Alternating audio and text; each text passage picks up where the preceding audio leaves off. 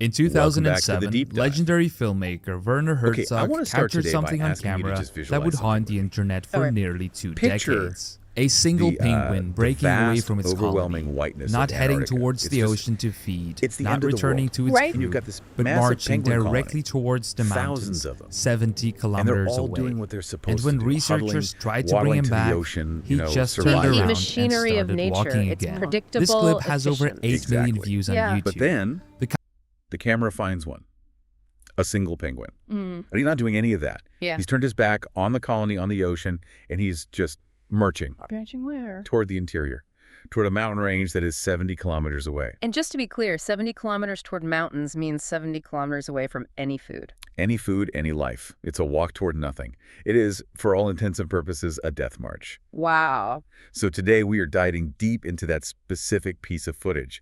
It's a clip that has haunted the internet for almost 2 decades now. And we're basing this on a really great analysis from the YouTuber Mr. Toucan Explains Memes, right? That's the one. It's called Penguin Headed for the Mountains Explained. And it's perfect for us because it's not just about a bird. No, it's about the philosophy. It is.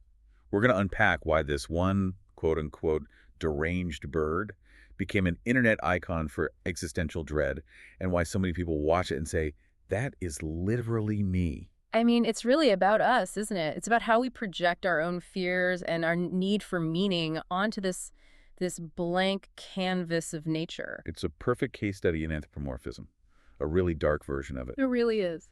So to get this, we have to rewind. To understand why this footage hit so hard, we have to go back to the world it was released into. Right. The clip is from Werner Herzog's 2007 documentary, Encounters at the End of the World. But 2 years before that, in 2005, something huge happened in documentaries. You're talking about March of the Penguins. I am. You couldn't escape that movie. Oh, it was a phenomenon. Narrated by Morgan Freeman, winning an Oscar. At the time, it was the second highest grossing documentary ever in North America. And the narrative that film sold was just so powerful. It painted emperor penguins as these noble, loving, devoted parents. The ultimate heroes. They starve themselves, they protect the egg. Right. It was this heartwarming, almost Disney-like story of family. But the reaction to it, especially in the U.S., got a little weird. It got political. Incredibly political. Yeah, this is a fascinating piece of cultural history. Conservative Christian groups, they really latched onto it. They saw it as scientific proof of traditional family values. I remember one pundit called it the passion of the penguins. That's the one. The idea was, if penguins are monogamous and self-sacrificing, then that must be the moral law of the universe. But the director of the film, Luc Jacquet, he was not on board with that interpretation. He was horrified. He actually came out and said so. And he pointed out a biological fact that kind of messes with the whole family values argument. The pretty major fact, yeah. Penguin monogamy only lasts for 1 season. They're serial monogamists. Exactly. They have to stick together for that 1 season or the chick dies. But after that, the divorce rate is something like 80 to 90%. So the idea of lifelong penguin romance was a fantasy. A total human projection. But that was the narrative in 2007. Penguins meant happy families. And then Werner Herzog shows up. And Werner Herzog is pretty much the antidote to happy families. He is. If you don't know him, he's this legendary German filmmaker with, let's say, a bleak view of the world. He went to Antarctica and said he explicitly did not want to make another film about fluffy penguins. He was there for the weirdness, for the isolated humans.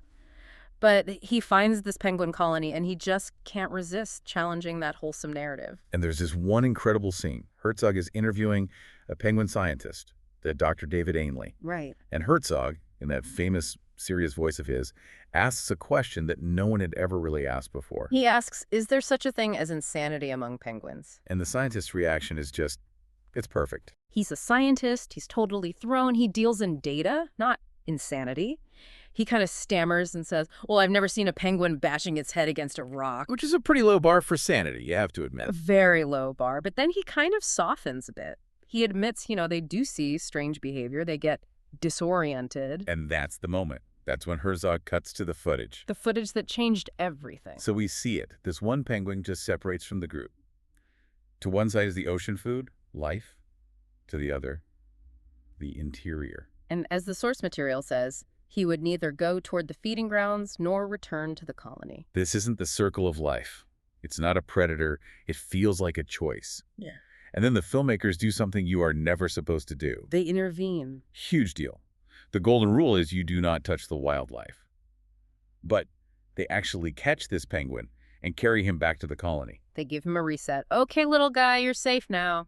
And this is the part that just guts you. They let him go. And he doesn't even hesitate. He turns right back around and starts marching for the mountains again. That's the moment it goes from just being confused to something else, something like determination. He had a vector. He had a purpose. And there's another shot that's even bleaker. A different penguin, already 80 kilometers inland, just sliding on its belly. The source calls it a tiny black speck against endless white heading towards nothing. It's the anti-march of the penguins. Absolutely. And this gets us to the real philosophical core of this whole thing. The analysis draws a direct line from this penguin to another of Herzog's films. To Grizzly Man. Exactly. For anyone who hasn't seen it, it's about Timothy Treadwell, a guy who lived with grizzly bears, thought they were his friends. Until one of them killed and ate him and his girlfriend. Right. But Herzog's conclusion isn't that the bear was evil. He looks at footage of the bear that killed Treadwell and he says this thing that just. It's a perfect summary of his worldview. I know the line. I discover no kinship, no understanding, no mercy. I only see the overwhelming indifference of nature. Overwhelming indifference. That's it. That's the key. We want the bear to be a villain. We want the penguin to be a tragic hero. But nature doesn't care about our stories. The penguin just marches. The bear just eats. It's colder than we want it to be. But we still desperately need to know why. So what about the science? Is there an actual, biological explanation? Well, the frustrating answer is nobody really knows for sure. Seriously, after all this time. There's no single peer-reviewed paper that definitively explains this specific behavior. There are theories, of course. Like what? Neurological disorders, maybe a parasite that messes with their internal GPS, or just a fundamental navigational glitch. But disoriented just doesn't feel like it covers it, does it? Not really. The analysis quotes someone who says the behavior seems too driven to be simple confusion. Because that haunting line, it's like the mountains are calling to them. Yes. It sounds like something from a horror movie, not David Attenborough. And I think that lack of a clear answer is exactly why this clip became such an internet phenomenon. If we knew it was, avian disorientation virus, we'd file it away. But the mystery, it turns it into a canvas. Let's talk about that, Candace. The clip has millions of views, but the comment section is where the real story is. Oh, the source highlights this recurring theme of people just writing, "He is literally me." Which is such a strange thing to identify with, right? A creature actively walking to its death. But I think it speaks to this very specific kind of modern exhaustion. People see the penguin as a symbol of depression or nihilism or, what's that phrase?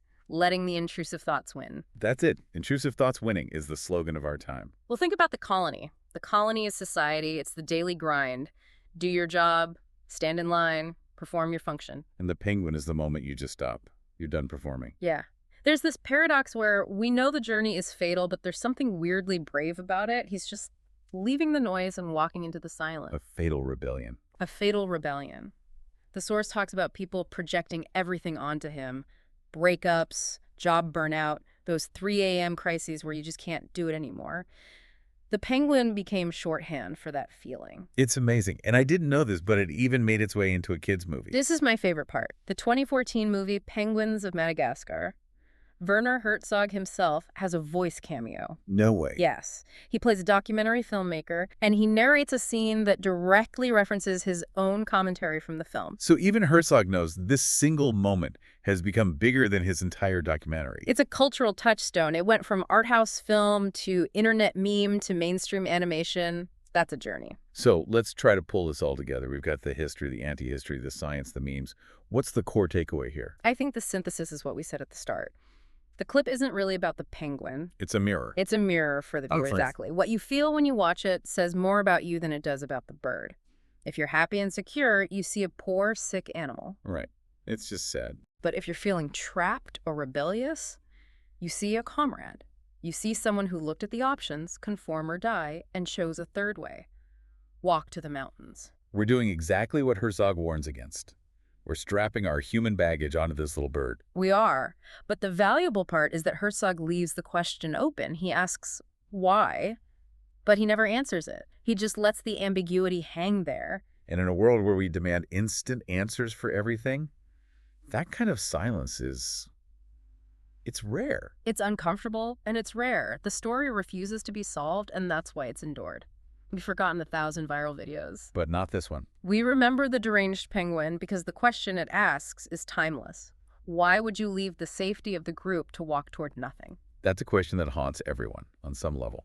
Well, before we wrap up, I want to leave you, our listener, with one last thought to chew on. Go for it. We've talked a lot about how we view this as a tragedy.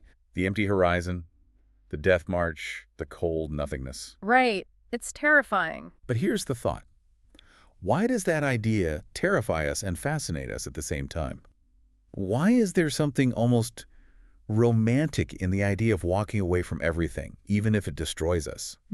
Is there a small hidden part of us that's secretly envies that penguin's ability to just go, to commit fully to a path, even if it's the wrong one? That is a dangerous thought, but a very human one. Something to think about next time you feel the weight of the colony. Or you see a tiny black speck on a white background. Exactly.